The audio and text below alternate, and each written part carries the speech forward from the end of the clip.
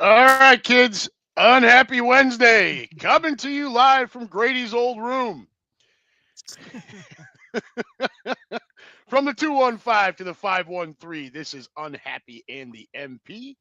Joined, as we are normal weeks, by America's newest defender, Private First Class Grady Gilmore. Over there in Fort Bragg. Love the flag up behind you there, bud. That's awesome. Yep.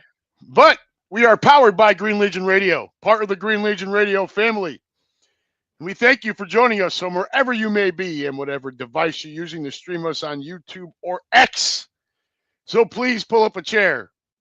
Turn up the volume. Use the company dime if, God forbid, you're still stuck at work. Crack open a cold one if you haven't gotten over all of the freedom celebration from America 250.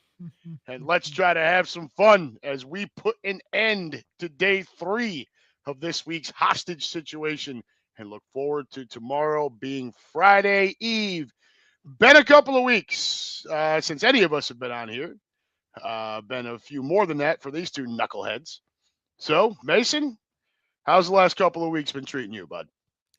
Well, me and Grady have ceased playing hooky, and we have had to return to the show here. But no, it's been great. It's been a fun time dealing at work with the World Cup. It's been very fun to deal with, and keeping track of everything sports. And so I have a really good resume for the show here tonight. I cannot wait to do it with you guys. And so really looking forward to the show. Very good. Grady, how's your last couple of weeks been? How was the 4th of July on an Army installation? Normal. I didn't really do anything. Kind of just stayed here. Went to the gym, ate food, and that was my 4th of July. Ah, man. I can tell you it was definitely weird without you here. Yeah, it was strange not being there, but yeah. Josh and I spent, and Josh, myself, your mother, Brooklyn, we spent pretty much the entire afternoon on Friday in the pool. Josh and I trying to hassle with Brooklyn and your mother to go get us more drinks while we were floating around in the pool. That's good. But and you the neighbors around here all put on a massive show on the 4th of July anyway, so we don't really have to go anywhere. Yeah. We just go out in the backyard. Of course, Neo freaks out, and but it was it was uneventful, but it was fun. Watched a little soccer. I'm trying. All right. Josh is our friend Josh is a huge soccer fan, so we are trying there. Okay. I can tell you, folks, we are going to get to the U.S. men's national team here in just a few minutes. I've got some disgust there. I'm sure Mason does as well. Grady, I'm not sure how much you give a shit. But I think there are some important things to point out when we do start talking about that too. Not just about the lackluster performance against Belgium, but the future of the U.S. men's national team and where does it go from here, right? You want to expand and you want to get better. So we'll kick around some ideas with that too. We're going to spend a few minutes on basketball free agency and trades. Knicks have been shaken up a little bit here right out of the gates. And, of course, the ridiculous courtship of Princess James over there, which drives me absolutely insane. And I do have a rant for you. We also have Mason's got a nice resume for a guest the player thing this week. So hopefully, we'll see what happens, how quickly we can get to that. Russ Taylor came in the room hot for anybody who didn't see it. What's up, bitches? Can we pour one out for all the I'll get to that the business end of things here in just a minute. David Loeb in the room. Here's Josh. Football. Dev joins the room. Sup, fam? Happy birthday to the Philadelphia Eagles. Go Birds. Yes, sir. Russ, shout out to Grady. Lou from Dade. Mr. Dominguez. Good evening, Adam, MP, and Grady. Lou always with the support. Hit that like button, everybody. Yes, please continue to do that. Russ Taylor, did I send you the video of my niece at America 250 on stage with Queen Latifah? Yes, you did. Very impressive, sir. Very impressive. Keenan in the room. Yo, let's go. 67 days until Eagles versus Deadskins. And so on and so forth. All right, let me get down to the business end of it, and we're going to get rocking and rolling here. We got a bunch of shit I know everybody wants to get to. So, as Russ alluded to, and as you all know, it's Michelle's favorite part of the show. She's right on the other side of the door out here, so I'm hoping she can hear me. Everyone, we are proudly sponsored by the beautiful women at Cheerleaders Gentlemen's Club, located at 2740 South Front Street in Philadelphia. Just minutes away from the sports complex, Cheerleaders brings you the area's most beautiful women on 5 different stages. Open 7 days a week from noon until 2 a.m. and until 4 a.m. on Fridays and Saturdays. Offering free parking, a full menu, daily drinking food specials, and a premium selection of cigars and a cigar lounge.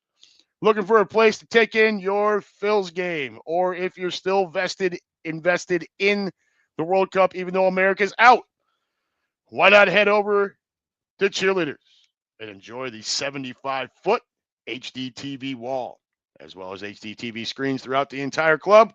Once again, folks, Cheerleaders Gentlemen's Club, 2740 South Front Street in Philly. Call 215-467-1980 for all of your group and party information. Guys, girls, ladies and gentlemen, boys and girls, children of all ages, at the bottom of your screen, always scrolling there, greenlegion.com. If you're looking for a home tailgate, head over to the website, greenlegion.com. Click on trips and tailgates. Click on home tailgates. Find the one you're wanting to attend. And if it does not say sold out, get yourselves signed up. Don't hesitate. Don't think you're going to wait until just a week or two before the game. That shit will be sold out. I absolutely promise. Highly encourage you get out there. Maybe the first tailgate that we have over there, you get to see the new smoker, which still has not been named yet. I'm going to push Quimby on that on this Saturday slop show. Still has not been named yet. I know that David Loeb had an idea. I've got one, although I don't really count. I don't get to win anything. But head on out there. I forget how many briskets they said they can smoke in that thing. It's like 30 or 40 something. It's some obscene number. Yeah, just a gigantic smoker. Fantastic. But even without that, it is still the best tailgate you will attend at an Eagles game, without question. Stateside Live, 1,200 person footprint, the Green Legion Fox Sports Radio pregame show with the entire panel cast of characters. And that's just the home stuff, folks. If you want to get out on the road, greenlegion.com. Click on trips and tailgates. Click on away trips. Find the one you're looking for. Once again, if it does not say sold out, get yourself signed up. Again, don't think that one's going to wait. Nashville, already sold out. Sorry about your luck. He who hesitates, I warn the others all the time. Get yourself signed up. We're also in Chicago, at Dallas. We are in Arizona, San Francisco. There is the big trip to London, co-hosted by none other than Eagles legend and NFL Hall of Famer Brian Weapon X Dawkins. Again, if that doesn't say sold out and you want to go and you can swing it, get yourself signed up. greenlegion.com, folks, the best way to take in your Philadelphia Eagles football. Don't forget, folks, every Saturday from noon until 2 p.m. on 102.5 Fox Sports The Gambler in the local Philadelphia area. Also on the Gambler iHeart channel, the Green Legion Radio Saturday Slop Show with John Jansen, Quimby, and yours truly. Usually we're all hungover and or starting to drink already. So when they say slop, we mean slop. But it's a lot of fun.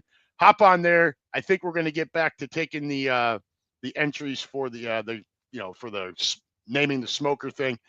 Hop on in there and join the madness. We do try to interact with the room. Now that there's 3 of us, I've kind of taken on that where I'm interacting with the room and trying to get all the input from everybody who joins in. So we do talk to you folks. It's not like we're just babbling away and ignoring you. Every Saturday, noon until 2 p.m. All right. One more thing I've got here. My older brother, who now lives in Charleston, South Carolina, has he's got a sailboat. He likes to sail. He's very involved in it, right? He's very involved in that community down there. Trying to raise money for the 5th annual MUSC Hollings Cup Regatta. And just some quick details here. Cancer has affected everybody's life in some way, shape, or form, right? Whether it's a friend's parent, someone in your own family. This event will give the opportunity to take something that they love in sailing and use it to support something much bigger than themselves. The funds raised through the Hollings Cup benefit MUSC Hollings Cancer Center and help support life-saving cancer research, treatment, and care. Defiant Sailing was built around the belief that you can set the course and defy the odds. That message fits this mission perfectly. So we're asking any friends, family, teammates, supporters, whoever, if you consider donating, most of you know how to get a hold of me. I can give you the link to do that if you choose to do so. This all goes to cancer research, folks. All right, which, like I said, does affect all of us in some way, shape, or form. And if it hasn't yet, unfortunately, you can almost guarantee it will at some point. Right? And Grady, Mason, you guys are very young. I don't know if you've had a lot of any experience with that. If you have, Grady, I know you really haven't. Mason, I don't know if you have. If you have, I'm very sorry. If you haven't, just prepare yourself. But I would encourage anyone, when you see things like this, this isn't me trying to raise money for my older brother here. This is all going to cancer research. So get a hold of me if it's something that you're interested in. And every little bit helps, right? Whether it's $5, $20, whatever. If you can't donate, that's okay too. I can give you the link, share it. All right. That also helps. Spreading the word is always a big deal. All right. I promised him that I would get that, on the show tonight, and I'll get it done on Saturday too. So, okay, kids. We are in a dry spell with the NFL right now. Training camp is still 3 weeks out. Okay. I would tell you, come next week, it's probably time to start. Okay. What are we looking for? What are the most important things? But I think we've got one more week, maybe two here, where we don't have to solely focus on football. I'm going to get this out of the way now, if you guys don't mind. Go ahead. You good? Okay. Yep. So the room, you guys all know I'm a Yankees fan. These two knuckleheads also know I'm a Yankees fan. Grady obviously had to grow up watching me be a lunatic with this shit. Mason had the unfortunate experience of learning it the hard way. You guys also know that my disdain for Brian Cashman and Hal Steinbrenner, who I blame for the ineptitude of the Yankees when it comes to postseason baseball. The roster is built out of iPads and all of that shit. It's all a nerd farm. I think analytics are a good tool to use in addition to actual baseball knowledge, not meant to be used as the Bible. Unfortunately, not only does Brian Cashman worship this process, he also won't admit when he's fucking wrong. And for 4 years now, I've had to watch Anthony Volpe as my shortstop. Anthony Volpe, who now has over 2,000 plate appearances and a sub 300 on base percentage. Forget about batting average. That's in the 220s. His on base percentage for his career is below 300. You guys have any idea how awful you have to be to do that? You're never learning to take pitches, ever, right? You're not taking your walks. You just stink, right? You can't swing the stick. He had a nice little rookie season, way low batting average, but he hit 20. He's got 53 homers in his 4-year career. 21 of them came his rookie season. All right. Yikes. So a guy of his size and his speed, I don't want him swinging for the fence. It's more like the Willie Mays Hayes thing. You should be hitting them on the ground and legging them out. That sort of shit. Every time you hit one in the air, you owe me 20 push-ups. The worship of this process of exit velocity and launch angle and all that bullshit. Anthony Volpe is a product of that. Then let's double down on it. Remember, I just said shortstop, the most important position on the diamond. And he's a fucking butcher in the field. His glove stinks. His arm is not that great. He takes bad angles on ground balls. And yet here we are running this knucklehead out there. He's probably a nice kid. Mason, he might be 2 years older than you. He is very young. And he might be a nice kid. He may develop into something better than this. It's not going to happen in the Bronx. Okay? Like, I know Philadelphia is a rough fan base. I get it. Try being, and especially playing shortstop, or all you're going to hear the rest of your life is Derek Jeter. That's all you're going to hear. Which is why Didi Gregorius never gets enough credit for his tenure with the Yankees. He came in right after Jeets, and Didi held down that fort really well for a guy that had to replace a freaking legend. Volpe is the next guy that we've put in that position that is a homegrown kid. So all he's hearing is Jeter this and Jeter that. And I don't think there's a way out of that shadow for him, especially with the fact that he has been horrible on both ends. When he got hurt, not that I was rooting for him to be hurt, I was just happy he was off the field, not a lineup. I can't watch this gaping hole and be a butcher at the position. Austin Wells, our catcher, is also an automatic out, but at least he feels his position well and calls a good game as a catcher, right? They just fall in love with him in the lineup because he had one hot streak a year ago, and everybody thinks he hung the freaking moon. Oh, he hits lefties well. Dude, when you're batting below the Mendoza line, you ain't hitting anybody well, okay? If you guys don't know what the Mendoza line is, that's a 200 batting average. That's the line. When you're sub that, you're fucking awful, right? You're just terrible. I can't with Anthony Volpe playing shortstop anymore. This Yankees team over the last 3 weeks has been unwatchable baseball. The younger starting pitchers that started out the year so well have come crashing back to earth, which we all knew was going to happen, right? They weren't going to keep on that torrid pace forever. The veterans are not pitching like you would hope, but the lineup isn't hitting. So even when your pitchers are out there and they have good stuff, they feel like they got to throw it into a teacup because they're getting no freaking run support. So for all you people out there that want to bash Aaron Judge for his lack of prowess in the playoffs, I totally get it. But take a look at what's going on with the Yankees lineup without that monster in it. Him being in the lineup, he could be in an 0 for 40 slump. His presence in the batting order is enough to buoy everyone. Thank God for Ben Rice, who up until a day ago was also mired in a nasty slump. But now Rice has nobody protecting him. There's no Aaron Judge. That's it.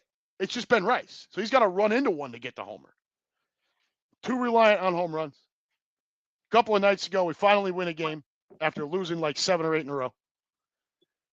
And it was, I think we had 3 hits. A 3-run homer and 2 solo shots. You're too dependent on the home run from a lineup that just does not have a whole bunch of power hitters in it. That is the problem when you worship analytics. It's all your launch angle and swinging for the fence and all this shit. I've said it for years. Grady's heard me say it. Give me a lineup full of guys that bat 270 to 280. I will run over everyone in this league right now. I will beat everyone because there's too much dependency on trying to rip everything. Look, it's nice to have a Kyle Schwarber who bats 240 to 250, maybe a high-end 260. But you can't have a lineup full of guys that swing like that. You can't. You've got to have guys that make contact. Or you go the way of the dodo. All right. I had to get that out. You guys can comment if you want to. You're more than welcome to. I don't know how much you pay attention to it. Obviously, it's not the Phillies. Grady, I know you're a Reds fan. I know you've been trying to get back into more baseball overall. There's not really an argument against what I'm saying about Anthony Volpe, is what I would say. No, because you had me grow up watching the Yankees. Of course, I still keep tabs on him a little bit. Anthony Volpe is absolutely horrendous at the game of baseball. That dude is awful. Like, he stinks. Watching him, like, when he's in the box, it looks like it's his first time ever, like, breathing. I don't understand how to describe it. When other guys look like garbage, it's different. But, like, he's a different, like, level. I don't understand how.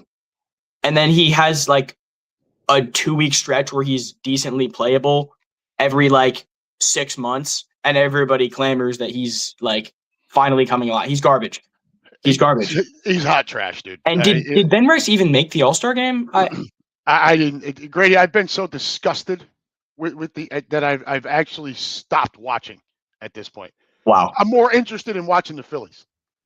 because that So team has a bunch of homegrown guys with a couple of veterans that they added in, and they played with some heart, with some drive, and their manager just happens to be the guy that I idolized when I was a kid.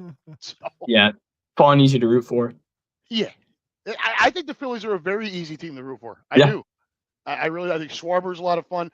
I still have my issues with Harper.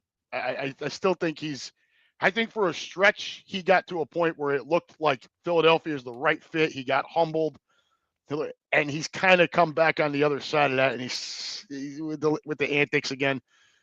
But overall, I think the Phillies are an incredibly fun team to watch. I really wish the Reds were a more fun team to watch.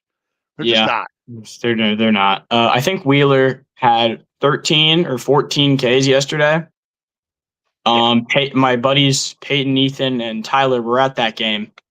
Tyler is a Phillies fan, so good for him. But that was abysmal.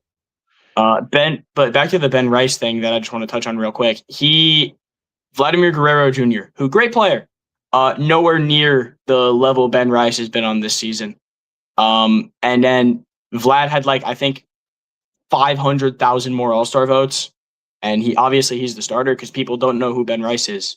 So That's just it. Vladdy's got the name, and yeah, he's got the longevity, right? Vladdy's been a really, really good hitter for a very long time. Ben Rice needs a lot more kudos for what he's doing this season. He's been incredible.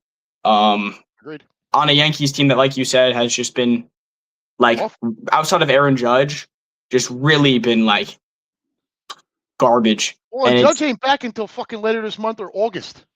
Yeah, so we're not getting the stud back for a while. Honestly, Then he's got to get back in the groove.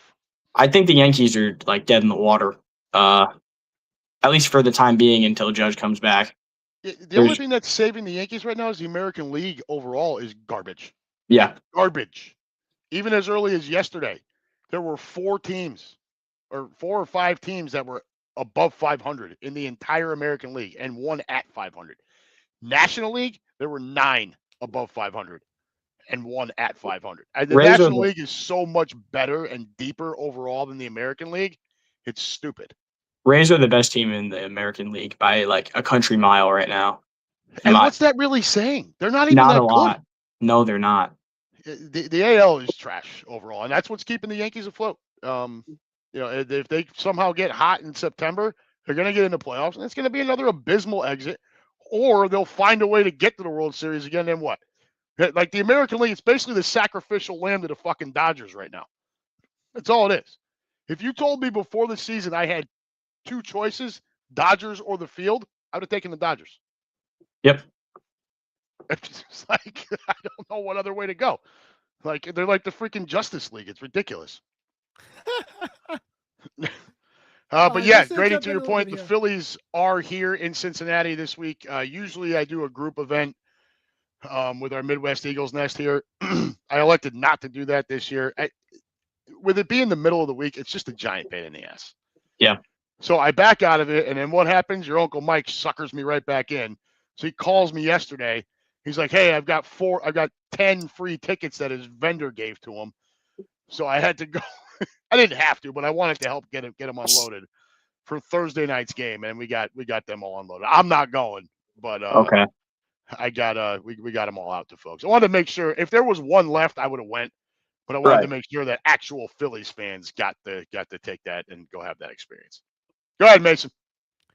Just to kind of add on here, listen, I'm not a baseball person. If I am, I'm a Phillies fan. I'm even a bad one at that.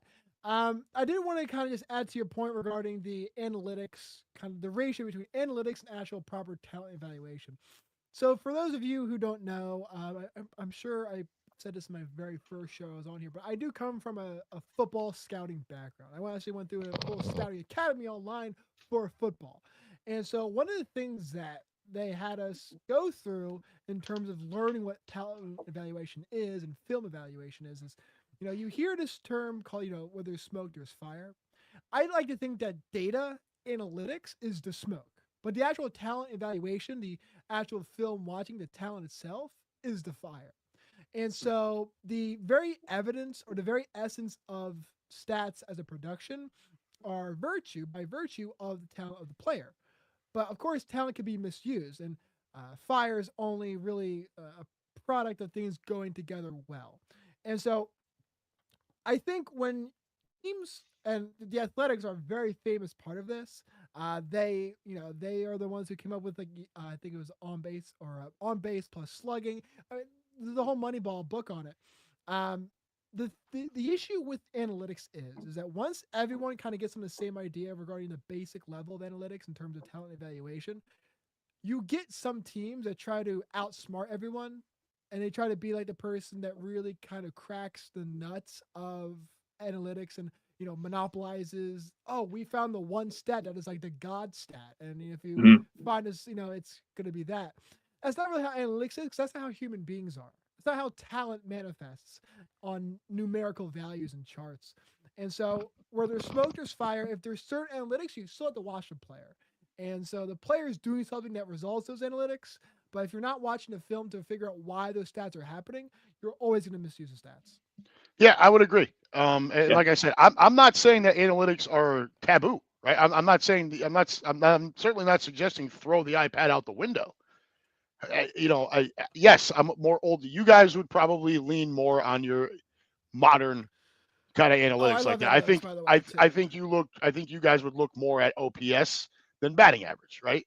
I still think batting average holds a lot more weight than people want to give it credit for, but I'm a little old school. What I do think is useful, Mason, like you and I talked about before the show, barrel rate. Okay, I Yes. think that one is important. Yeah. Barrel rate is the guy is squaring up the ball, right? So he's seeing it well. He's getting the barrel of the bat on the ball, which means he's going to make better contact. Exit velocity, I think, can be important. That's a measure of how hard the guy's hitting the ball. The one that I can't stand that a lot of people fall in love with is launch angle. Yeah. Okay, that's where these guys get in trouble. Everyone is uppercut swinging, right? There's no level. There's no down and hard. It's just trying to maximize exit velocity with launch angle, which produces home runs. That's what it is. And there's a lot of guys that shouldn't be swinging like that. Anthony Volpe's one of them. All right. Anthony Volpe's no bigger than me. Period. He's just not. Right. He is a little bit above average sized dude. That's it. This is not a guy that should be out there trying to hit tape measure home runs. No. Aaron Judge, you want to go out there and rip at it at freaking 6'7" and 260 pounds, brother, by all means, let it fly. But Judge is so big and strong, he doesn't have to do that. He just needs to get his arms extended. So I do think that, and as flip it over to the pitching side, and analytics is also dangerous. You guys know why the main reason why everyone's having Tommy John surgery now, right? They're trying to put too much spin on the ball. Bingo, but it's not just the spin. It's max velocity with max spin rate. Mizorowski's going to get himself killed. The way that kid throws a baseball, it's awesome and it's really impressive that he's a starter and he can maintain 102, 103 exit velo into like the fourth inning. That's crazy. And props to him for being able to do that. He's going to ruin his life. He's going to ruin his life. Well, you look at his elbow when he's throwing. It hurts. Yeah. It's not a natural motion, right? I remember. So when you're doing that along with maximum velocity, they're not pitching anymore, they're throwing, I guess is the way I would sum it up. But that is those two things combined. And unfortunately, those are the two things that these dudes, that these scouts and whatnot are looking for. What's his velocity on his pitch and what's his spin rate? And it's going to hurt. Mizorowski's a great example. He is electric and so much fun to watch. But I mean, how long is it going to be? I mean, set the egg timer on it on Tommy John surgery, right? It's just going to happen. And who knows? After that, he might come back and throw 110 miles an hour. I mean, the way these guys come back now. But the rookie. I remember watching a sports science video a long time ago about the emergence of this because so many young, even because we'll talk about this later with the soccer team, but travel sports is so big now, and the impression of throwing it harder and getting more in is going younger and younger in the generations, and so you have kids that are pushing the limits. But they actually tested the effects that throwing for 100 miles an hour and with the spin rates on the arm. And I think that they found out that throwing it 100 pounds with this certain spin rate is equivalent of throwing a 10-pound bowling ball, and that's the pressure on the elbow. Yep. The human elbow isn't supposed to do that. No, the elbow isn't not at all to handle that kind of load. And so, yeah, it's cool now, but with like running backs with knees and ankles, you're not going to have a very good elbow when you're like 50. Oh no. Yeah. These guys are gonna pay the price later on. I mean, when Tommy John that surgery first started becoming a thing, it was more serious than it is now. Now it's like, okay, you're out of here, you're gonna come back, you're gonna be fine, right? That's Yeah. just the advancements in medicine and surgeries and whatnot. But I don't like. I also think that's why you're not seeing pitchers go as deep in the games. They're just emptying the tank right out of the That's right. gates. Yeah. That's right. Whereas your old pitchers, Randy Johnson, Greg Maddux was the master at it. Nolan Ryan, guys like that, they left something in the tank. Now, CC Sabathia was great for this. He'd be out there pumping 96, 97 miles an hour for most of the game. You'd get to where he knew this was going to be his last inning, and he would just unload. And he would start pushing 99, 100 miles an hour. He would just empty it out. These guys, when they go to do that, they don't have anything left. Nope. Right? Yes. So, again, Yeah. to Grady's point about the Miz, you're coming out right out of the gates 104 miles an hour. Everybody's oohing and ahhing over it. How long can you really do that? I think a guy like him is probably better served as a closer, longevity wise. I've said for a Definitely. while that I think Shohei Ohtani should be a closer.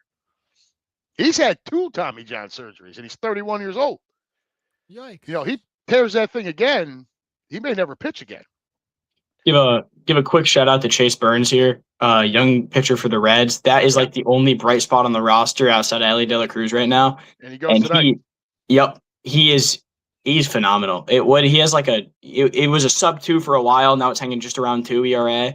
He's 10-1 with a 2.40 ERA, and I forget what his whip is, but it's something stupid. Yeah, dude's electric. Dude is just electric. That's a great season he's having. It's just unfortunate that he's just that. So your Uncle Mike is going to the game tonight. He's a Phil's fan, right? Yeah. And he's like, "Well, I've never seen Burns before. That should be fun." And I forget who did I say the Phils were throwing tonight? You didn't say. No, when I was texting with him earlier. Oh. It is Alan Rangel, who it looks like he's been nice as a starter, but really only 3 to 5 innings. So you expect a bullpen game, but it's the Reds. Like Burns might shut you down, but it may only take 2 to 3 runs to beat Cincinnati because they can't hit. The Reds are real bad. They spent money for once on Eugenio Suarez, and he's been just a pile of shit. Which is surprising.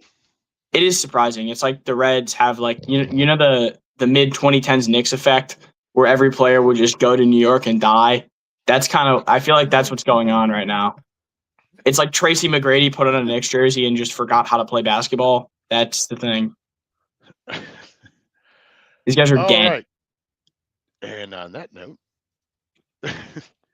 Russ Taylor, you know what I would like to know? How many gallons of ranch dressing were seized by the TSA? Yeah, that was crazy.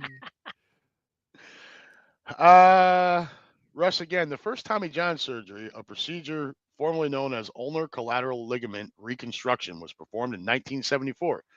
Los Angeles Dodgers. Yeah. Anybody want to guess the pitcher's name? John Dramatic Smith. pause. Tommy John. Oh, I feel like an idiot. Crazy, That was. Oh, you kids. All right. Sure. Who was in Bagley or Andy Bagley earlier? The Brewers have no shot to win the World Series. I would agree. I just don't think they're one of those. 14 strikeouts. That's how many Wheels had last night. Put a bow on the Yankees bullshit. The Yankees have struck out 17 times in each of the last 2 games. Oh my God. 4 strikeouts in 2 nights. Yeah. Oh my. Again, that's everyone up there just ripping at it. Nobody's trying to make contact. Shameful. Yeah. All right. NBA time or? Yeah. Let's switch gears. All right. Let's touch base on some NBA shit real quick, and then I want to get to the U.S. men's national team. I know Josh is out there waiting anxiously for that. It's been a while since I've been here, and with that time, a lot has happened in my little National Basketball Association. Giannis to Miami, I was never really able to give my opinion on that. I think that move is like, here's everything. Here's everything we have. If I'm the Heat in this scenario, here's everything we have. and then I get Giannis, and now I have just the island of misfit toys in the backcourt. They have no guards. They have 0 guards. Davion Mitchell is a fine bench point guard. He cannot lead your team, dude. Bam Adebayo and Giannis, the Heat are going to win 48 games max, and they're going to be a second-round playoff exit. Dang. That's the best case scenario. The East is getting better. It's like they saw the Knicks win a championship, and the entire Eastern Conference just decided to bulk up. Kawhi back on the Raptors, that's a great move for them. I love that for Toronto. Is it? How many games is he going to play? Doesn't matter. It does matter. Kawhi's one of those guys where he's not going to play a lot in the regular season. When they make the playoffs, which they will, because that's still a fine core they have, Kawhi is going to come alive. That team, Eastern Conference Finals, probably, if I had to say that right now. The Raptors? Ooh. Yep. Boy. All right. You heard it here first. Grady Gilmore. Private And then, first class Grady Gilmore saying Raptors in the ECF next year. I'm saying it's possible. All right. Lou Dominguez down in Miami. Don't sleep on Bell Larson. Like what? Hey, these are the people that the Heat are employing right now. They signed. Who did they sign? They signed Tim Hardaway Jr. He's like 75. So to be fair to Lou, I text him. I think I waited a full day after the trade because he was very excited, and rightfully so. When you go out and you get a stud like that, I get it. So I waited a day, and then I kind of asked the question, like, kind of what you're going along with here, Grady. So Bam, Giannis, and who? Friends. And the power of friendship. In Lou's defense, and he's not wrong, Pat Riley has found ways to build teams. Okay, like let's be honest here, he's good at it. Yeah. Okay, and to his own admission, it's probably going to take a year. Not looking at this trade paying dividends this year, more so the year after. The only problem I have with that is that's just another year that Giannis is getting older. He left the Bucks, and then he went to the Bucks in the South. Of health the last couple of years either, right? He's not really. You got to be on the floor. Yeah. So he went to he was on the Bucks, which were already a horrible situation, and then he went to the Bucks, but with palm trees. So, it's a lateral move for Giannis, and I think that's really detrimental this late in his career because he's a guy. Obviously he wants to be an all-time great. He already is with the MVPs, but I think he needs at least one more ring to really be in that greatest power forward debate. I think one more ring, you can start putting him next to Tim Duncan. It's still Duncan, but you can put Giannis in that stratosphere. Right now, I'd put him above Dirk, but it's Giannis. Tim Duncan's like on Mars. Well, and then Duncan played half his career as a center. I'm saying he's primarily going to be listed as a power forward. We've had this conversation before, I think. I know, but the stats would bore out, and his position play throughout the course of his career would bore out that it's been almost a split. I count him as a power forward. I would like to count him as a power forward for the simple fact that when you talk about an all-time starting 5, I want him at the 4. Oh yeah, yeah. The Knicks, what happened? Oh yeah, Mitchell Robinson. Lou's got some comments here. The Heat always develop well. Always, I would agree. I would definitely agree. Pat Riley does his thing, and they're well coached. I didn't think much of Spoelstra when he first. I thought he was just a product of the LeBron, Wade, Bosh thing. He has developed into quite a good NBA head coach. He really has. And Lou agreed it'll take a year. Giannis is a freak. His body will be fine. He'll be able to bang out baskets for a long time. Well, and if I was a Heat fan, that'd be the way I'd be looking at it too. Right. But personally, longevity with guys that rely on athleticism, this is a tale as old as time, except for LeBron James, because I don't know what he is. But Mancini. Everyone else who isn't named LeBron James, their athleticism falls off a shelf at a certain point, and Giannis is nearing that age where that happens. So I'm not going to say he just magically won't be able to do the things he's doing right now anymore, but we're getting to an age where it's going to be progressively harder for him to do that. And he's on a Heat team where he's going to have to carry majority of the load if this team wants to win anything. His body's going to break down. I think this is a failed experiment in 3 years. We're going to look at this, and this is going to be like, why did the Heat do this? So if we go with what Lou's thinking and what we agree with, year 2 of said trade, what if they make a run to the finals? Even if they don't win, what if they get there? Is it really a failed experiment? I don't think so. Because my thoughts are, I think the Spurs are going to be a problem for a long fucking time. Yes. They're so damn young and so damn talented and appear to be pretty well coached. Miami needs a guard. In order for this team to do anything, they need a guard. And they don't have that right now. And until they get a guard, this team's going to be mediocre at best. So, Lou, I get it at 31, but how many years has he been in the league? Right? Kid came in when he was like 18, 19 years old. So there's a lot more miles on those legs. Look, it's gonna be a wait and see, right? Like right now, it's Giannis, Bam, and the Heat cheerleaders. The power of friendship, as I like to put it. You're right. Yeah. Lou, I love that the Heat didn't pay Spoelstra until his divorce was final. Yeah, that's awesome. I'm sure he requested that, honestly. I'm sure that was genuinely like a request from him. I don't think he would have had to. Pat Riley probably supported every last bit of that. Oh, yeah, for sure. All right, move to the Knicks real quick. Yep. I love Mitchell Robinson. I will continue to love Mitchell Robinson. Mitchell Robinson had to cash in. He was never going to be in this position again to be able to cash in with how he performs on the court. So, you can say Brunson sets the example. He took $113 million less. We got it. It's not anybody else's responsibility to take less money, right?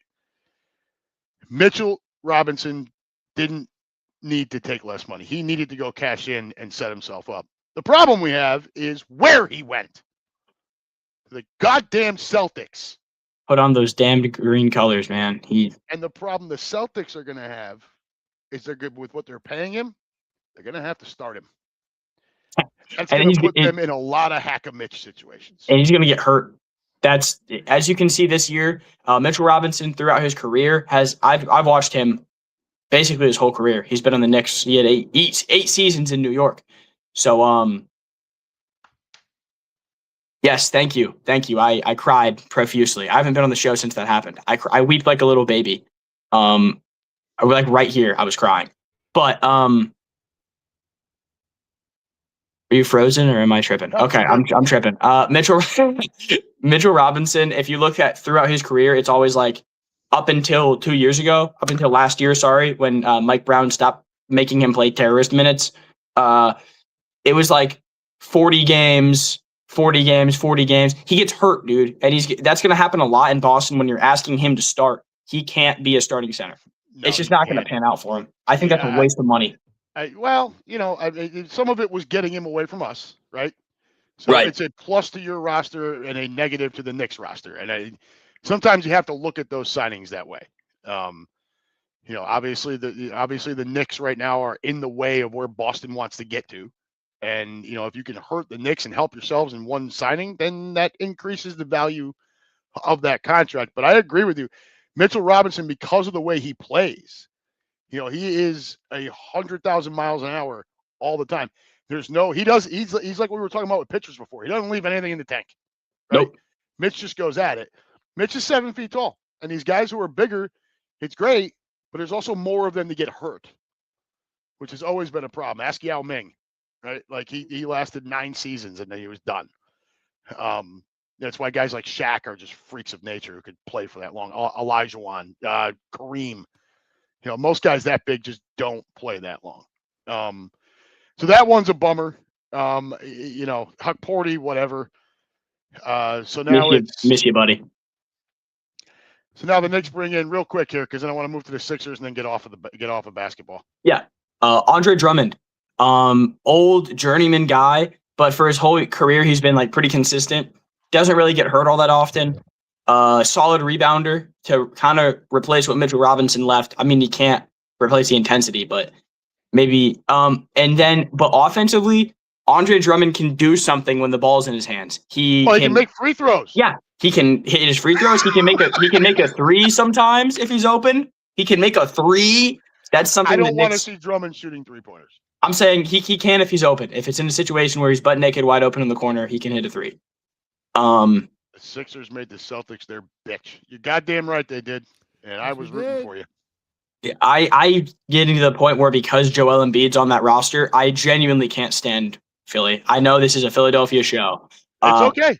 Joel They know Embiid I makes can't me stand him either. hate the 76ers. I can't. It's like unwatchable hoops. Like it's almost as bad as the Thunder are, because the Thunder, it's just I'm gonna watch Shea do push-ups for 3 hours. I can't. Watching Joel Embiid hit the deck that much is infuriating with how big he is. Yeah, a guy that size shouldn't hit the deck that much. But Awful. so segue to the Sixers here. Yeah.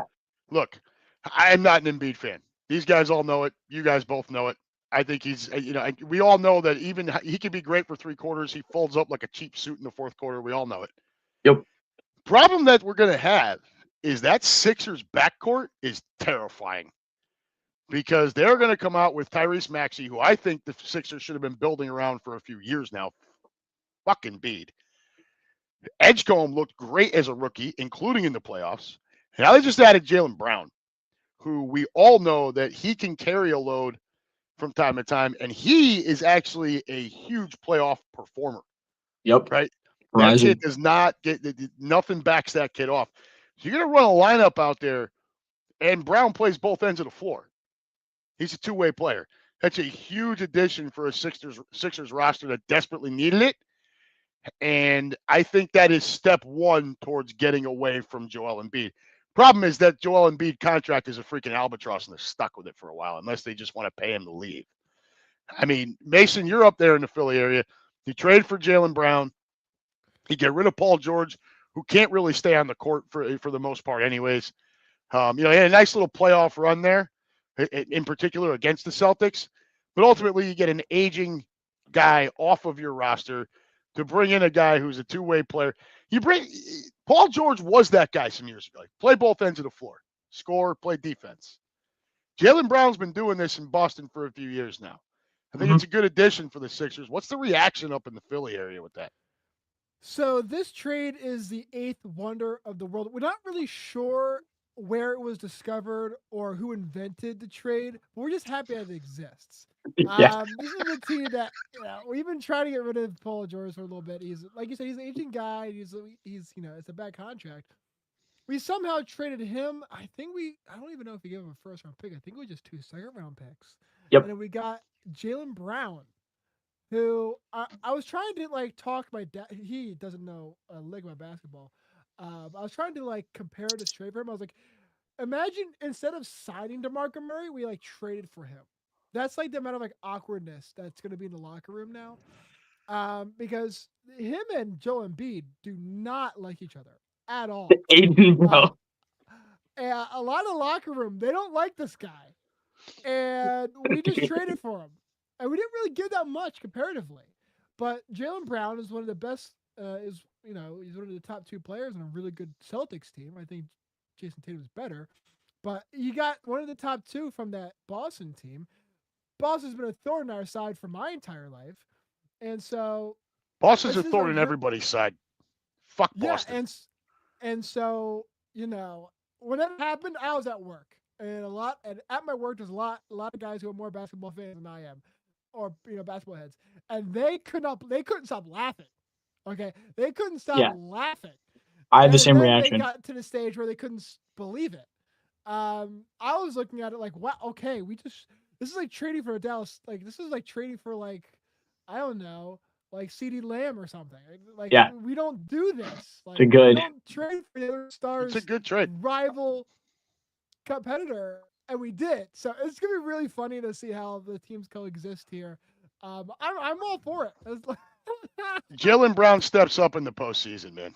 He just does, dude. He hits another gear. Exactly gear. What a Philadelphia team is. Listen, I made a blood pact with myself a long time ago that I would not watch the Sixers until they made it out of the 2nd round of the playoffs. Have fun. It's safe to say I haven't really been watching the Sixers very much in the past 10 years. And so because of that, I'm a little spaced out. But listen, the more guys who we can get who are going to help in the playoffs is obviously good. It's just really funny that we traded for the Boston Celtics, 2nd best player. It's hysterical. And the fact that we got him for what we gave up is unbelievable. A bag of potato chips. Yeah, a bag of dicks. A satchel of Richards. To find one final touch on the basketball thing, so we can talk about the disappointment of Go ahead. the men's team. The Sixers, great trade. Until we actually see what's going on, the East is going to run through New York. I'm very sorry. Aiden said sending hate from Brunswick, New Jersey. That was awesome. That was hilarious. But I don't see a world in which, yes, Philly, this made Philly better, but if you go position by position, matchup by matchup, it's still New York. So until and this a Knicks team that's still better coached, I'm gonna glaze this team to the end of time because this Knicks team just won me a championship. Yeah, we're the defending champs. Yeah. You like knocking me off that pedestal that easy. It still doesn't feel real, by the way. It doesn't feel real that this actually happened. It didn't feel real in 2017 either. This is like a it's a foreign concept to me. And then it came out yesterday. Brunson got wrist surgery. Jalen Brunson did what he did in the finals on an injured left wrist. He dropped 45 on the first ever unanimous DPOI on an injured left wrist. Took him to hang on. Injured left wrist for a left-handed player. Yes, his dominant hand. And he walked Wemby down on multiple occasions. And then people are still having like questions about him. What does he have left to do? What is there left to prove? There's nothing. Nothing. Knicks in 5. He's got nothing left to prove. Knicks in 5 till the end of time. I don't care. All right. Let's talk about soccer. Last piece about basketball. The fact that LeBron James is out there acting like there should be some kind of courtship for him at this point is nauseating. All right. You are a role player now, Bob. Okay. You may still be top 25 in the league. I get it. But if he goes to a team and he's supposed to be the guy, I don't see it. That's not what he's trying to sell himself as. He should just go back to Cleveland and have his little rah-rah parade on his way out the door and be done with it. And one final thing. Let's flash back a few years to when Brunson and Donovan Mitchell were both free agents. And, Grady you and I talked about it. I told you I didn't want both. I didn't want my entire backcourt to be 6'1", 6'2", and play no defense, right? That would have been horrible. Yeah. We got the right guy. Donovan Mitchell's a better athlete. I don't think anybody would argue that. Take a look at the leadership styles.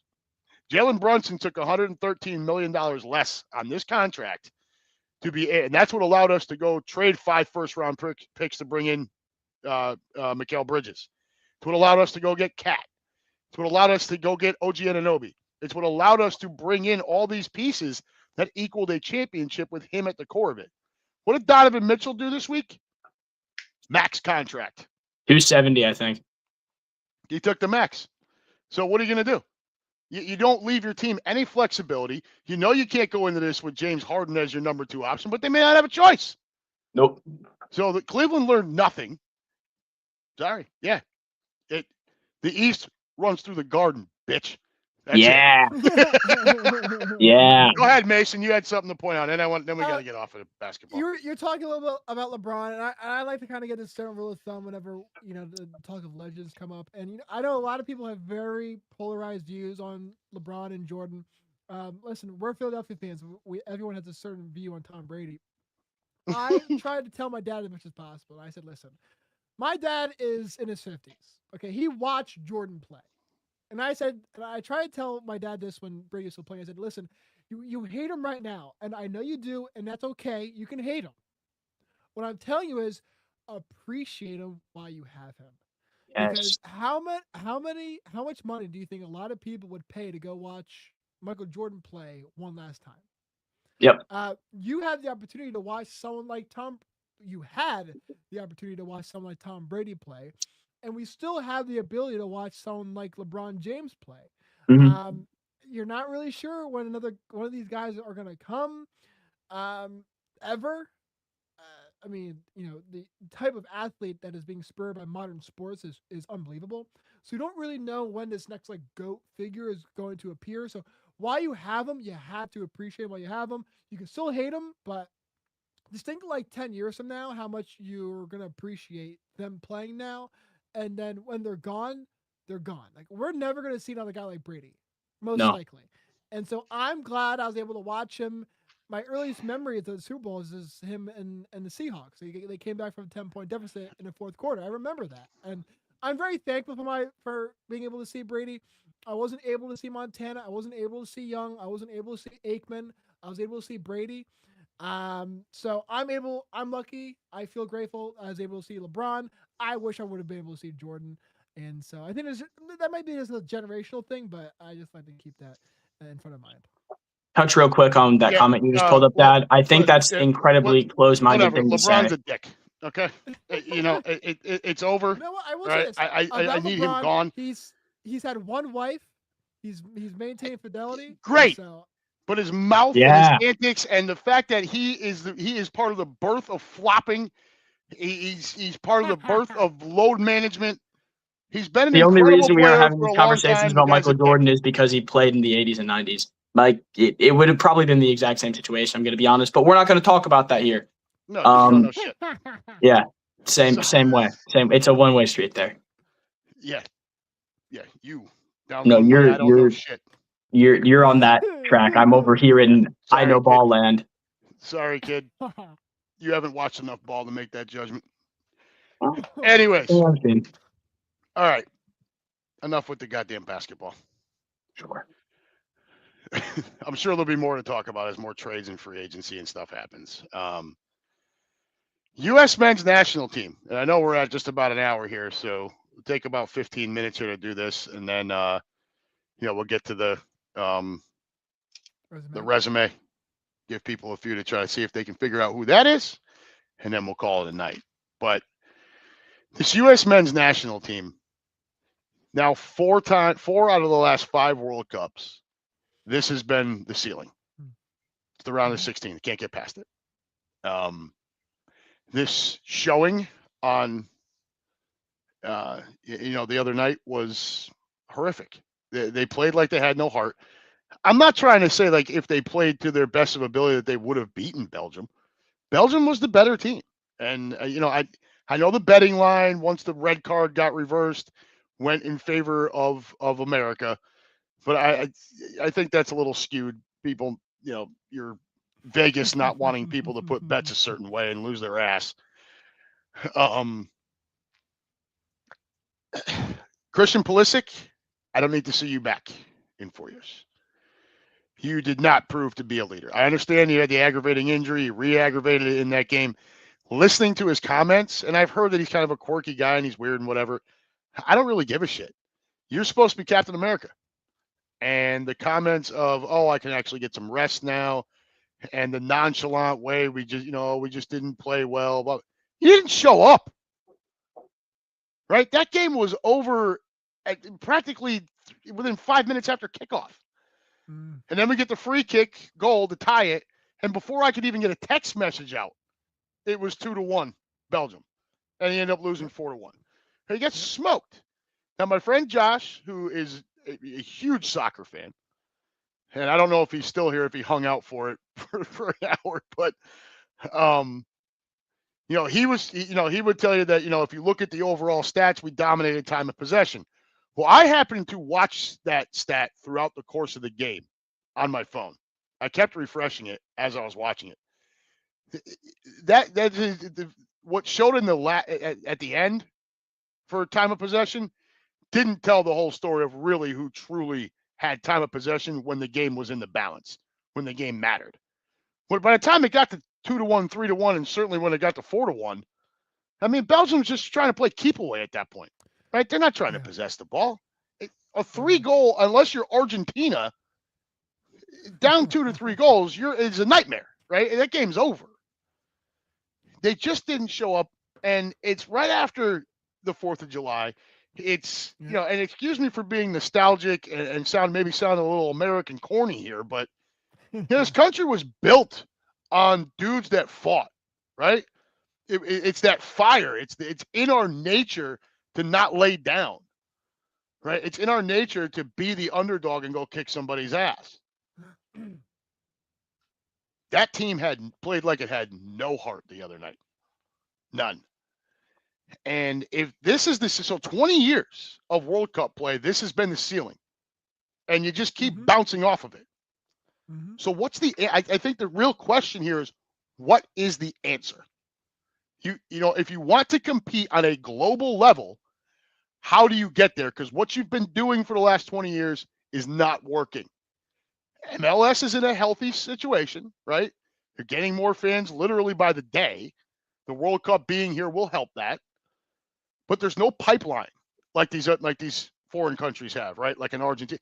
I don't know that we ever compete with an Argentina or France or Spain, but it would be nice to at least advance one more step, right? To see some more progression for a country that is trying to invest in this sport.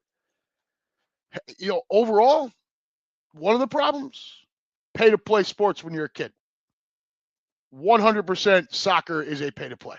When you get to elite levels, it is pay to play, and people can't afford it. Grady, if you were a stud soccer player, your mother and I would have probably had to prostitute ourselves to be able to freaking play for it, right? Yeah, literally. It just, and then couple that with, in these other countries, what are the other options that these kids have, right? Baseball. Here in America, baseball, some basketball, depending on the country.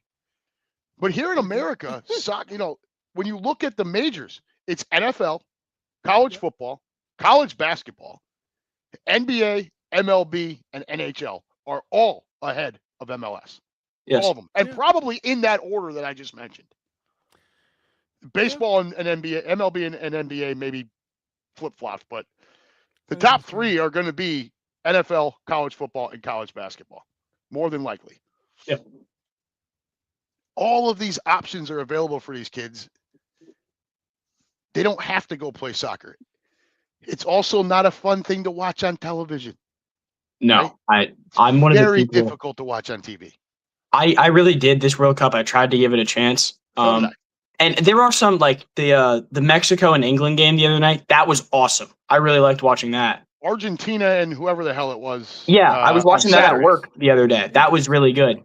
The one where they were down 0-2 and they came back, that was magical. Messi did the thing. I was talking about the Saturday game. Oh, the Saturday game? Yeah, where that was an intense game to watch. But I'm not suggesting that we should abandon ship on American soccer. Right. What I'm suggesting is you got to find a way to evolve. Right? You're going to have to find a way to get a pipeline going here. There was a time when the U.S. men's national hockey team couldn't compete with Russia. That time has come and gone. Right? There was a time when we couldn't compete with Canada.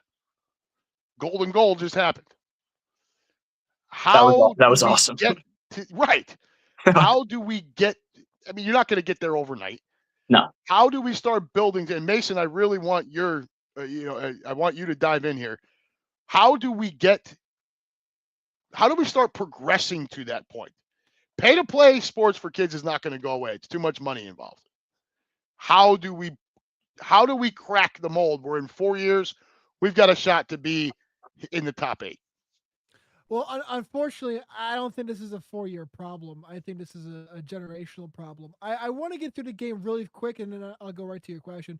I'm looking at the momentum right here, and I'm seeing a very early spike for the U.S. in the very beginning, right after halftime, and then a little bit before full time. I'm looking at Belgium. I see 1, 2, 3, 4, 5, 6, 7 spikes of momentum. So it's a dominant performance by Belgium. I'm looking at the stats here. The possession, we actually beat them in possession, but there are 2 stats I really want to harp on. Shots on goal. Us 2, them 7. And big chances created. We had 0, they had 4. So it's shots overall. Shots, expected goals we got killed in. We had shots more overall. saves than we did. We had more accurate pass. So everything outside of actual explosiveness and shot opportunities, we were on par.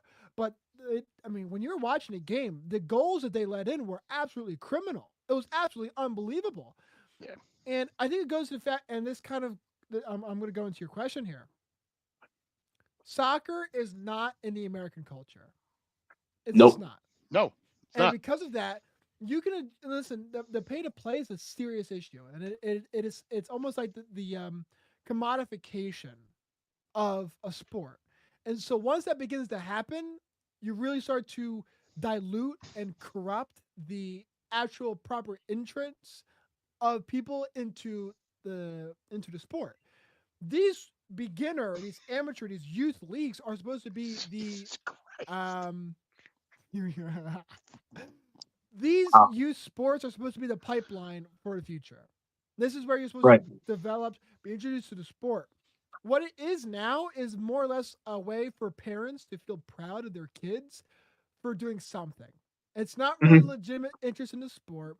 It's all just so that they can kind of have the reality or the fantasy of their kid being a real athlete.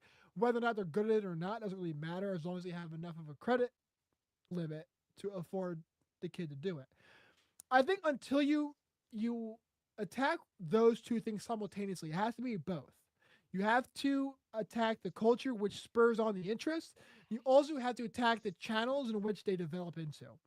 Without Yeah. changing those things, you're not going to see anything different from this U.S. men's national team. And listen, I was reading an article on ESPN earlier today about the fact that no organization on earth has had more research and studies done on finding a good coach than the I'm United States sorry. national team. Lou Mancini with the soccer on TV is more boring than golf on the radio.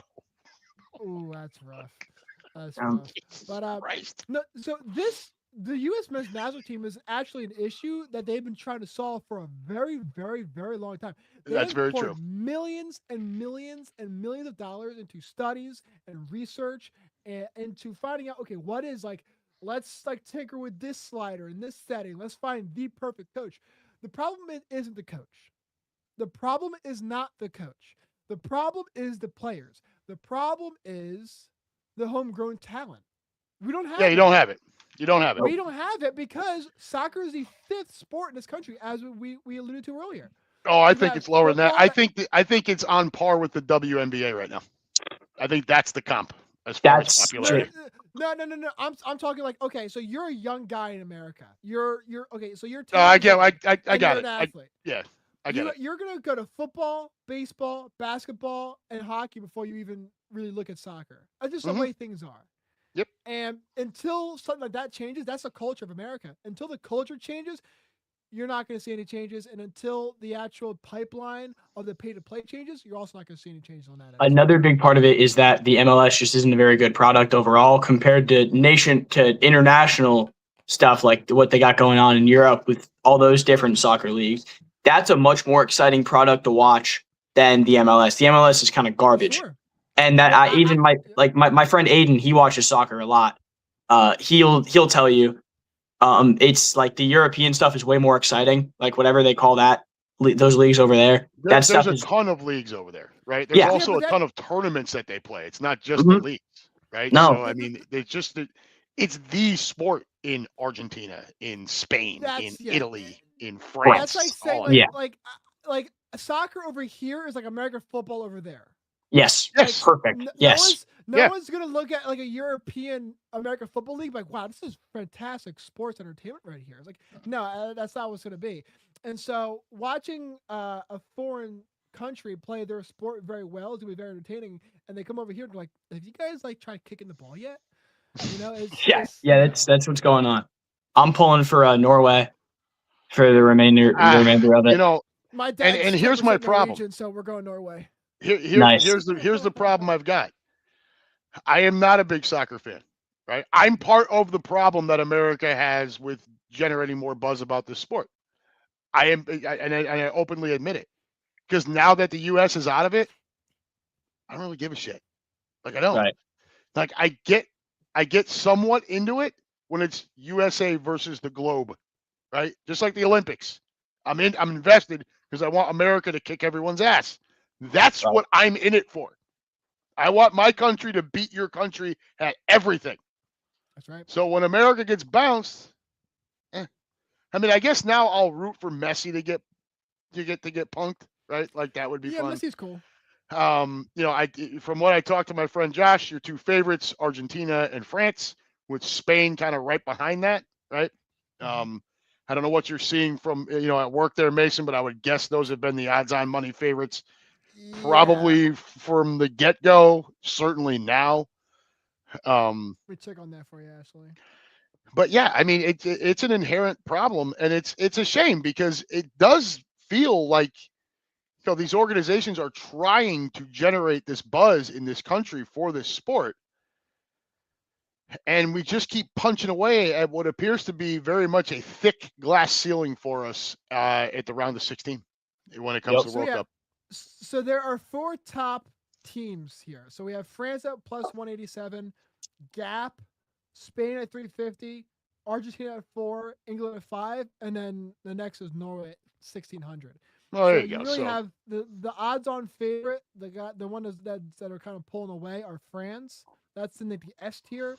A tier is like Spain, Argentina, and England, and then there's everyone else. Yeah, and I can't root for England. As long as the limey bastards don't win, I'll be okay. Right. Like they blew a 13-colony lead. I can't root for them. Get the fuck out of here, man. But again, like, and I don't want to root for Argentina because it's not that I don't like Messi. It's just like enough already. France, I think, has kind of now this generation's Messi in Mbappe, right? Like he's the up and coming guy, but he's a fucking weirdo. It was a few years ago. The first time I did the boner of the week, it was Mbappe because he actually popped a boner on the field while he was hugging one of his teammates. That was hilarious. That was funny. Right. There are some great clips of him. Like there is an interviewer asking him what he likes to do in his free time. He says he likes to cook. And they ask him what his favorite thing to cook is, and he goes, for example, nothing. And I'm like, what are you? What? What are we even saying here? Listening to him formulate thoughts is really funny. Fucking Dev, I'd rather watch the Golden Girls. So you see some of the comments in here, right? Keenan, it's pronounced sucker. Dev, I'd rather watch the Golden Girls. Lou Mancini, soccer is on TV is more boring than golf on the radio. Like I know a lot of them are doing this for the laughs and all, but it's generally speaking, that's I believe how a lot of the country feels. Like the vast majority. We're into it when the United States is out there playing, but once they're out, I'm out. Right? Like we're fair weather fans. I guess for lack of a better way to put it. And I think the pay to play is a big problem. You're not generating enough. So I mean, how many athletes have you seen where he came from inner city Chicago or South Central Los Angeles, stuff like that? No. So and they're able to get out of there and go play football or baseball or whatever. Well, do you think for a second that anyone that lives on the south side of Chicago or South Central Los Angeles or Harlem in New York or or over the Rhine right here in Cincinnati or somewhere near Kensington and Philly, these people, unfortunately, they could be, and you'll never know it, they could be phenomenally talented at soccer, and you're never going to know. No, because they can't afford to do the pay-to-play shit. I think if you want to fix this, it is. I think if you want to fix this, you've got to find a way to pipeline those kids to a place where they can actually play the sport without having to crush their families financially. Yes. One of the things that a lot of soccer academies are doing is they're adopting a more European model where the top players train for free. Yeah, that's great. But you've got to actually find these kids first. By the time you're finding them, they're already latched on to football or baseball or something that they're going to have to get the hell out of there, right? Or like he's going to college for finance or something. Like he's left soccer behind because his parents couldn't support him playing it. It's unfortunate. It really is because it's a international game and it's transcending whatever the hell. And this is a big thing. Yeah, people don't. That brings up a good point here too. Some of these rules are a little difficult, right? The offsides can be a little difficult. Hockey is easy. If you cross the blue line before the puck, you're offsides. Simple. Yep. Soccer, you could be offsides if you're a foot in front of the goalie, which is insane to me. Right? Like if you've made a play to get to that point and get the ball, you should get rewarded for that, not be whistled for it. And then all these like corner kicks and whatnot. I don't understand anything. I'm watching the game and I'm like, oh, we have a chance to score. And then I'm watching, I'm like, what? I'm just sitting here like enamored. I don't know what I'm looking at.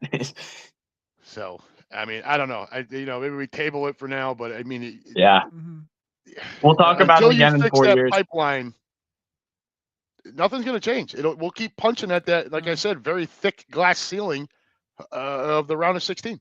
Unless something magical happens, we'll be sitting here having the same conversation in 4 years.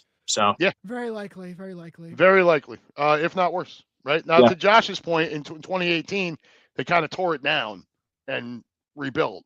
So you're in a state of flux. Obviously, MLS is in a they're in a good spot, right? They're in they're in cities all over the country now. So you're getting more fans and attention to it, but just doesn't appear to be enough. Not yet, anyways. And then Ethan and Aiden are telling me that the U.S. like they have it is looking good for the future. Like they have some young guys and whatnot. But I don't. And Again, that's what you need. You're going to Yeah. need a shot of youth. You need somebody to step up and be an Mbappe, a Messi, Ronaldo. America's got to find that guy to build around. I'm tired. It may be a while. Just tired of talking about soccer. I'm soccer out for 4 years. We can get off of it here. Thank you. We'll close the show up here with the resume. Those of you that weren't with us a few weeks ago, Mason has a player resume, and what he'll do is he'll holler off some career stats here for this guy, and it is your job to figure out who this person is. As Mason's reading them, I'm going to try to type them into the room. Sure. And we'll see. We'll give it. I mean, we'll go an hour and a half, right? So that's 12 minutes from now. So Mason, fire away. All right. So so first of all, happy 4th of July, everyone. I feel like we didn't say that earlier in the show, but so I have an eagle here. So this week I have an eagle. Last week was the last time we did this was Amari Cooper. He was an eagle, and so I felt a little bit bad. But me and Adam talked a little bit after that show. Like, okay, let's try to get a bird on for resume to make it a little bit easier. So while it's an eagle, it's a little bit scarce for answers here. So it's gonna be interesting to see how this goes. It is a running back. It's a running back. We have 147 games. We have just over 7,000 rushing yards. And we have 39 touchdowns. He played for 4 teams for 10 years. Is this guy remembered as an Eagle? Fucking Debs is Carson Wentz. I think you could say that he was. Remembered as an Eagle? Eagles I have a guy already. Played for 4 teams. I have a guy already. 7,000 rushing yards. 7,000 rushing yards. 7,097. Yeah, career rushing yards. Pretty damn good. Pretty good. How many games? You said 147? That's correct. And 39 touchdowns. Played 39. Played 147 and 39 touchdowns. I think I have a guy. All right, let's see what the room can come up with here. If you could this I'll be very impressed. We've got yeah, I mean, so like we talk about all the time, it was built on Green Legion Radio, built on Green Legion, built on Eagles football. So This is a guy who played for the Birds, played for 4 different teams. Yes. 7,097 career rushing yards. Is he mostly known as a running back? Yes. Oh yeah. 100%. Exclusive. Not as a kick returner. I don't believe so. No. So cross the Sproles name off your list there, guys. Get rid of. This guy's not a returner. Okay. So not we'll as get much. rid of. I was about to say, there's no way in hell Darren Sproles scored 39 touchdowns. I was going to Darren Sproles. I was going to, but I was like, no, that's gonna be too easy. It would have been too easy. Yeah. Once so you said the minute you say former Eagle 4 teams and throw the return yards out there, everyone would have lit up Sproles. So you said he's mostly remembered. He's mostly remembered as an Eagle. A lot of people would. I think I have my guy. We do have one guest from the room. Keenan guesses Brian Mitchell. No. But no. Good guess.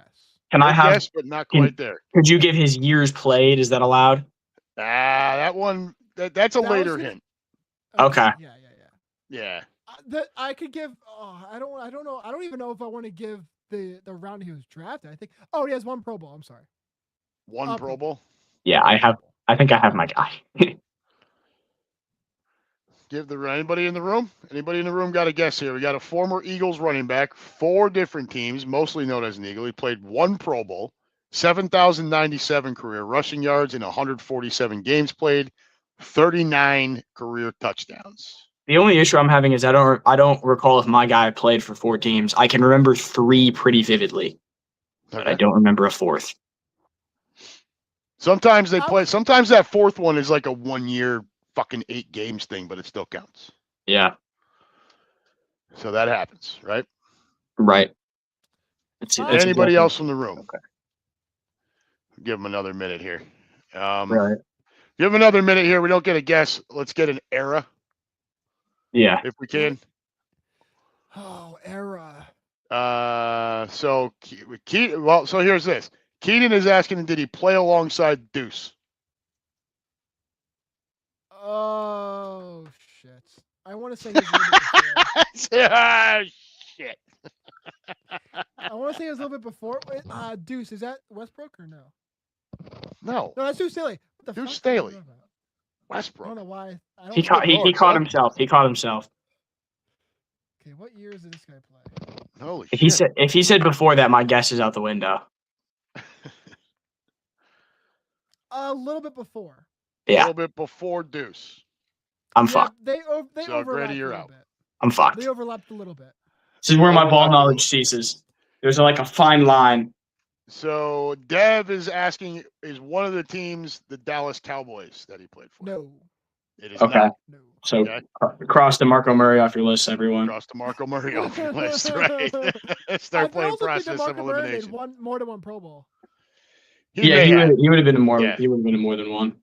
Yeah. You Pro wouldn't Bowls are remember- overrated, though. Most of these players, you ask, they would tell you that the All Pros are more valuable than the Pro Bowls. Especially you modern. You also wouldn't know DeMarco is an Eagle. No. No, you would not. No, you wouldn't.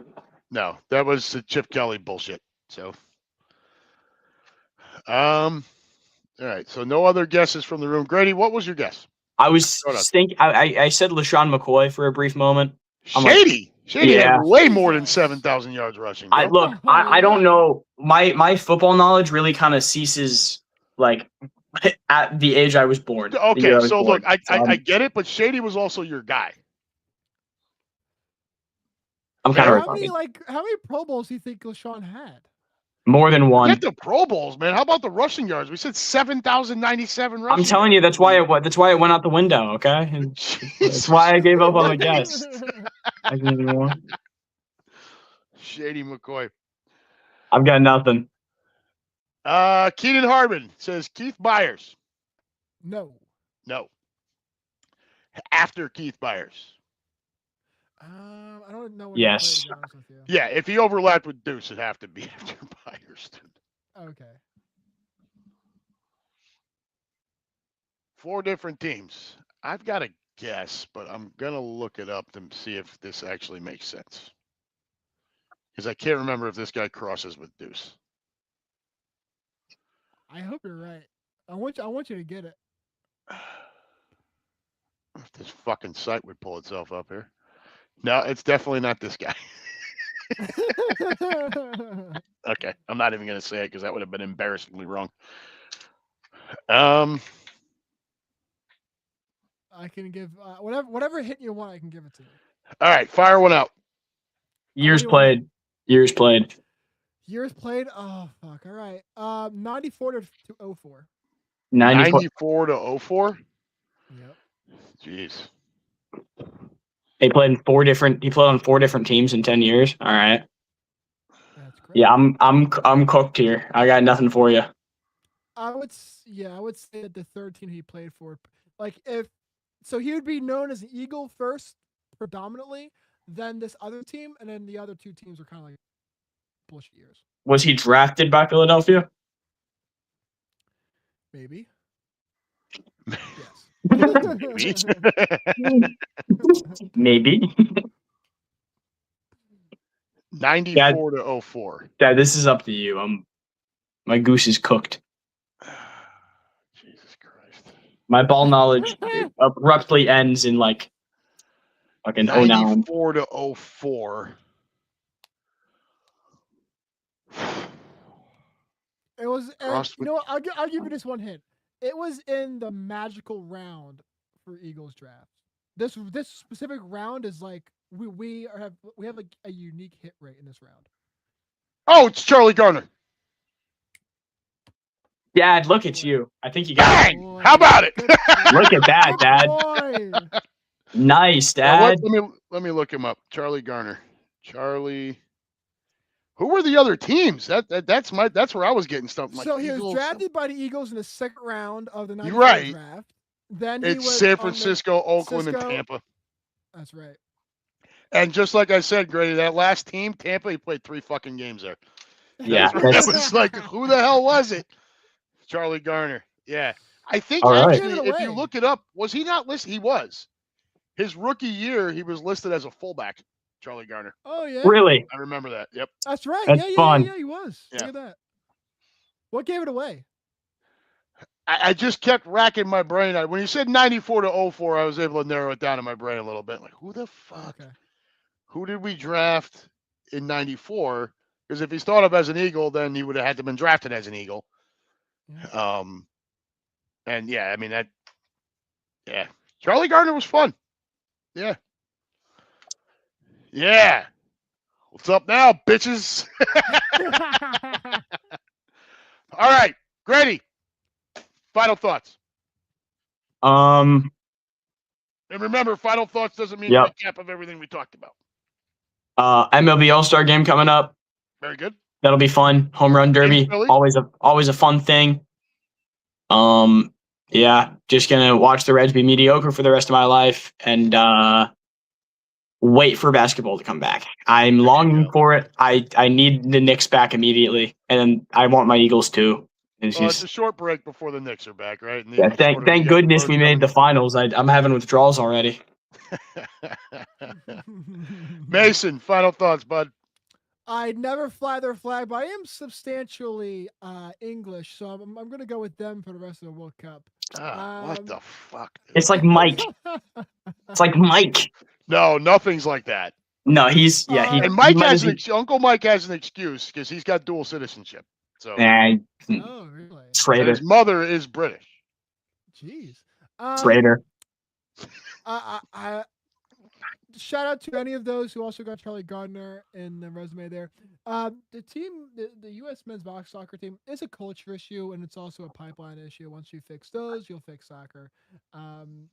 I'll try to keep my nose to the grindstone a little bit on the basketball stuff, so I can contribute a little bit more. I'm just not a big basketball head, but looking And that's forward okay. to eventually training camp or start the buzz again, and then that'll give us a little bit more content. But go Phils!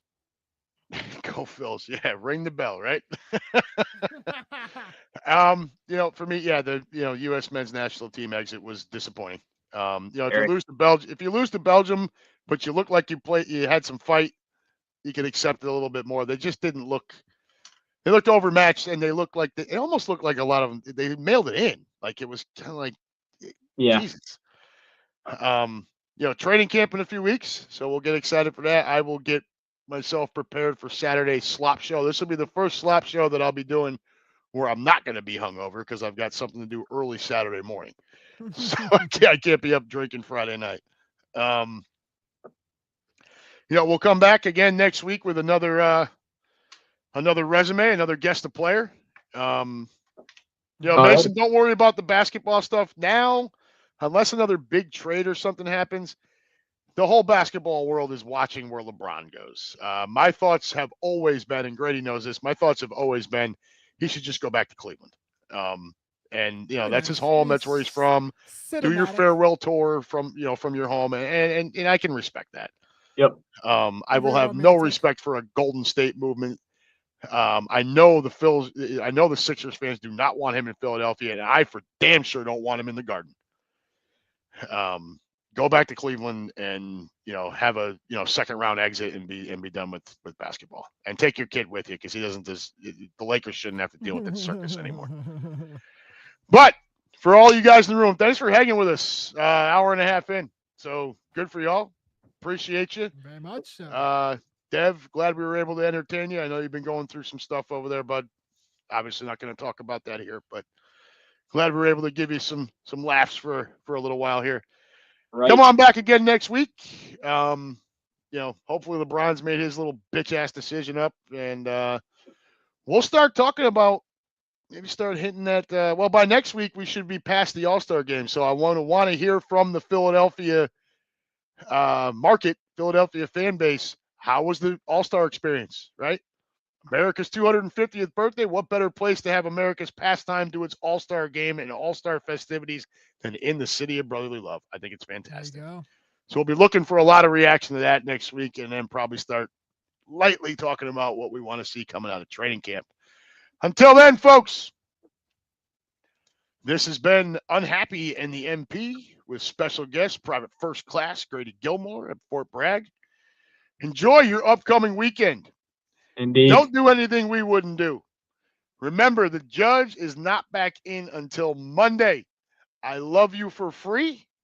And as always, Go Birds! go Birds.